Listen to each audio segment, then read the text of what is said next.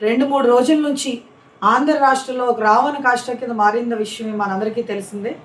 Law and order అదుపు తప్పిన విషయం కూడా మనందరికీ కూడా కళ్ళ ముందు కనపడుతుంది. చంద్రబాబు నాయుడు గారు సీఎం అయిన వెంటనే ఆయనకి ఏం డైవర్షన్ పాలిటిక్స్ ఎప్పటికీ కూడా కొత్త కాదు. మరి ఆ రోజున జగనన్న సీఎం కింద ఉన్నప్పుడు మరి లడ్డూలో కల్తీ నెయ్యి కలిసిందని, యానిమల్ ఫ్యాట్ కలిసిందని చెప్పి అనేక రకంగా కూడా ఒక అభియోగాలు మరి జగనన్న మీద మరి వేయడం మనందరికీ తెలిసిందే. మరి దానికి భిన్నంగా supreme court 1 week back SIT report ఇవ్వడం జరిగింది. ఎక్కడా కూడా ఆ రోజున యానిమల్ ఫ్యాట్ ఎక్కడా కూడా కలవలేదని చెప్పి వెంకటేశ్వర స్వామి ప్రసాదంలో అని చెప్పి సిట్ రిపోర్ట్ ఇచ్చింది. మరి సాటర్డే జగనన్న పిలుపు మీదకు ప్రతి నియోజకవర్గంలో కూడా వెంకటేశ్వర స్వామి గుడిలో పూజలు నిర్వహించాలని చెప్పి పార్టీ యొక్క కార్యక్రమం కూడా అన్ని నియోజకవర్గాల్లో చేయాలని చెప్పి ఆలోచనతో, అదేవిధంగా అంబటి రాంబాబు గారు ఎక్స్ మినిస్టర్ గారు ఆయన నియోజకవర్గంలో కూడా పూజ చేసుకుని వస్తుండగా అక్కడ నెయ్యిలో కల్తీ జరిగిందని చెప్పి జగన్ గారి ఫోటోని, అదేవిధంగా వైవి సుబ్బారెడ్డి గారి ఫోటో వేసి ఓ పెద్ద పెద్ద ఫ్లెక్సీలు కడితే ఏంటి ఫ్లెక్సీలు అని చెప్పి అంబటి రాంబాబు గారు మరి ప్రశ్నించగా, అప్పటికే ఏదో రకంగా మనం ముందే చెప్పుకున్నాం కదండి, చంద్రబాబు నాయుడు గారికి డైవర్షన్ పాలిటిక్స్ ఎప్పుడు అలవాటే.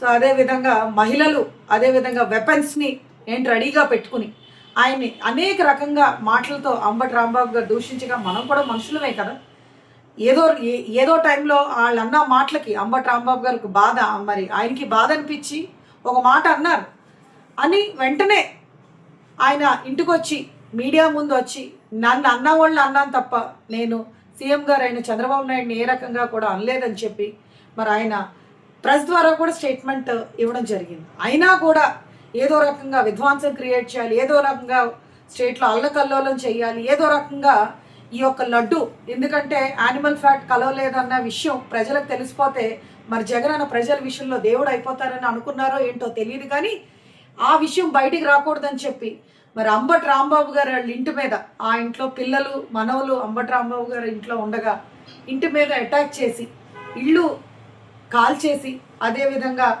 మరి కారు బద్దలు కొట్టేసి మరి ఏ రకంగా అటాక్ చేశారన్నది నాకు అర్థం అవ్వట్లే.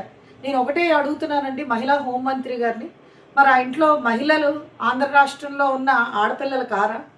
మరి ఆ ఇంట్లో అంతమంది లేడీస్ ఉండగా ఈ రకంగా అటాక్ చేస్తే ఈరోజు వాళ్ళ మీద కేసులు కట్టలే, తిరిగి అంబటి రాంబాబు గారి మీద కేసు కట్టి ఆయన తీసుకెళ్ళి జైల్లో పెట్టారు. మరి ఇదే విషయం అదే రోజు ఎక్స్ మినిస్టర్ అయిన జోగి రమేష్ గారు కూడా ప్రశ్నించగా, మరి జోగి రమేష్ గారు ఆల్రెడీ ఒక తప్పుడు కేసులో ఒక రెడ్ బుక్ రాజ్యాంగాన్ని బలయ్యి ఆయన కూడా జైలుకి వెళ్ళి రావడం జరిగింది. మళ్ళీ ఇదే విషయం మీద ఆయన నియోజకవర్గంలో మాట్లాడితే మరి ఆ నెక్స్ట్ డే ఈ రకంగా ఏ రకంగా అయితే అంబటి రాంబాబు గారి ఇంటి మీద అటాక్ చేశారా దానికి మించి జోగి రమేష్ గారి ఇంటిని కూడా ముట్టడించి ఆయన ఇంటి మీద కూడా అటాక్ చేసి మరి పెట్రోల్ బాంబులు వేసి, మరి వాళ్ళ ఇంట్లో వాళ్ళ వైఫ్ జోగి రమేష్ గారు వాళ్ళ ఫాదర్ కూడా ఉన్నారండి. మరి ఆ పెద్ద ఆయన ఒక మహిళ ఉండగా వాళ్ళ ఇంటి మీద అటాక్ చేసి, అసలు ఆ విజువల్స్ చూస్తుంటే ఎంత బాధ అనిపిస్తుందంటే, ఆడవాళ్ళండి పెద్ద పెద్ద రాళ్ళు వేసుకుని అసలు అటాక్ చేయడం ఏంటి? అంబటి రాంబాబు గారి విషయంలో కూడా ఒక మహిళ ఏ రకంగా మాట్లాడిందో, ఆమె ఎలా మాట్లాడిందో కూడా మనం చూసాం. ఈ రోజున కూటమి ప్రభుత్వం ప్రత్యేకంగా చంద్రబాబు నాయుడు గారు ఒక డిఫరెంట్ స్టైల్ ఆఫ్ పాలిటిక్స్ తీసుకుని వచ్చి లేడీస్ని ముందు పెట్టి ఈరోజు రాజకీయం నడుపుతున్నారు. ఎందువల్లంటే అసలు మహిళలతో పెద్ద పెద్ద రాళ్ళు ఇసిరించడం ఏంటంటే, మహిళలతో బూతులు తిట్టించడం ఏంటి, అసలు ఈ రకం సంస్కృతి సాంప్రదాయాలు అన్నది మనం ఎక్కడా కూడా చూడలేదు. మరి అదేవిధంగా జోగి రమేష్ గారి ఇంటి మీద, అంబటి రాంబాబు గారి ఇంటి మీద ఈ యొక్క లడ్డూ ఇన్సిడెంట్ మీద అటాకులు చేయించడం, ఒక డైవర్షన్ పాలిటిక్స్ తీసుకురావడం అన్న ఘనత చంద్రబాబు నాయుడికే సాధ్యం అండి. నేనైతే ఖచ్చితంగా చెప్తున్నాను, ఈరోజు కలియుగ దైవమైన శ్రీ వెంకటేశ్వర స్వామి జోలికి ఎవరైనా వస్తే కనుక ఆ యొక్క భగవంతుడు ఎక్కడా ఊరుకునేదే లేదు. అదేవిధంగా మా జగన్మోహన్ రెడ్డి గారు ఒకటే చెప్తున్నారు, బాల్ నేలనేసి కొడితే ఎంత ఫోర్స్గా పైకి లెగుస్తుందో, మరి ఈ రోజున మేము ఎన్ని కష్టాలు పడినా ఖచ్చితంగా మాకంటూ మా టైం వస్తుంది. ఆ రోజు జగనన్న ఎవరిని ఊరుకునే ప్రసక్తే లేదు. నేను చంద్రబాబు నాయుడు గారిని సూటిగా ఒకటే ప్రశ్నిస్తున్నానండి, మీరు సీఎం కింద ఉన్నారు, నిజంగా తప్పు జరుగుంటే ఖచ్చితంగా సుప్రీంకోర్టులో ఛాలెంజ్ చేయండి. అదేవిధంగా ఈ యొక్క కల్తీకి ఒకవేళ మీరు నిజంగా మీ దృష్టిలో కల్తీ పాల్గొంది, ఆ కల్తీకి ఎవరైతే ఉన్నారో వాళ్ళందరినీ సస్పెండ్ చేసి వాళ్ళు ఎందుకు అరెస్ట్ చేయట్లేదు చంద్రబాబు నాయుడు గారు? ఈ రోజున ఏదో ప్రతిదానికి జగన్మోహన్ రెడ్డి జగన్మోహన్ రెడ్డి జగన్మోహన్ రెడ్డి అని చెప్పి మా జగనన్న మీద నెపవేయడం తప్ప ఈరోజు ఏమీ జరగడానికి మీరు ఇచ్చిన హామీలు ఒక్కటి మీరు అమలు చేయలేదు. ఈరోజు ప్రజలు ఏదైనా అడుగుతారేమో అని చెప్పి మీరు నెగ్గిన వెంటనే అందులో యానిమల్ ఫ్యాట్ కలిసిందని చెప్పి మీరు ఒక రకమైన అభియోగం తీసుకొచ్చారు.